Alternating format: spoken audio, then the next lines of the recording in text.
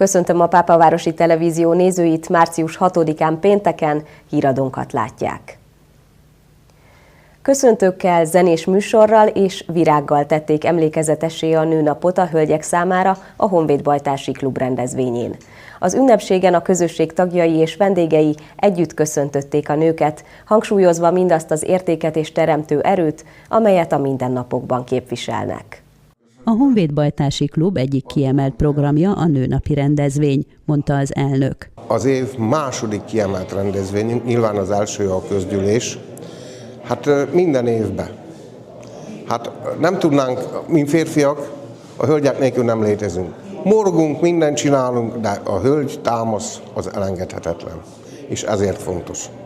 A nőnapi ünnepségen Thurzó Lajos alezredes, az MH Pápa bázisrepülőtér parancsnok helyettese mondott beszédet, aki köszöntőjében a nők szerepének jelentőségét emelte ki.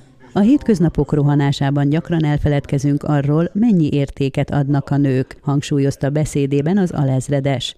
Emberi hibáink egyike éppen az, hogy nem látjuk a fától az erdőt, hogy elsiklunk a körülöttünk termő szépségek mellett, miközben elménk és szemeink a messzi csodáit keresik, és keresnek távoli hőseket kutatnak. Pedig önök, tisztelt hölgyek, asszonyok, itt élnek, itt küzdenek velünk.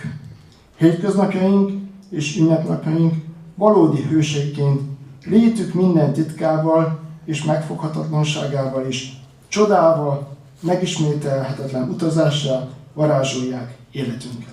Farkasdi Lajos az ünnepségen elismeréseket adott át mindazoknak, akik kiemelkedő munkájukkal segítik a közösséget. Elismerő díszoklevelet vehetett át Ruzsás Sándorné, Huszár Ildikó és Mózes Gáborné, a hazafias honvédelmi nevelőmunka, a katonai hagyományok ápolása és a klub célkitűzéseinek megvalósítása érdekében végzett tevékenységükért. Szintén elismerésben részesült Csatári Zsanett százados, aki önzetlen munkájával, valamint a Bajtársi Klubbal kialakított kiváló együttműködésével érdemelte ki a díszoklevelet. A rendezvényen Gröber Attila pápa polgármestere tiszteletbeli tagsági címet kapott. A hivatalos programot követően zenés műsor szórakoztatta a közönséget.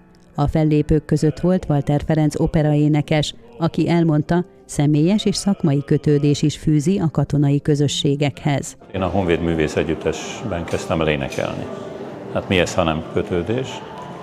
A másik, hogy mióta a színházunk fönnáll, ez lassan már 20 éve lesz, nemzeti ünnepeinket is dolgoztuk föl többek között, tehát úgy is mondhatnám, hogy szinte közöttük élünk, ezek között, többek között katonahősök között, akik az életüket áldozták azért, hogy nekünk egy jobb világot hagyjanak ránk. A programra magyar tematikájú műsorral készültek, amelyben a magyar zeneirodalom ismert és szeretett darabjai csendültek fel. A Honvéd Bajtársi Klub 55 nőtagja a műsor mellé virágot is kapott, mely a város ajándéka volt.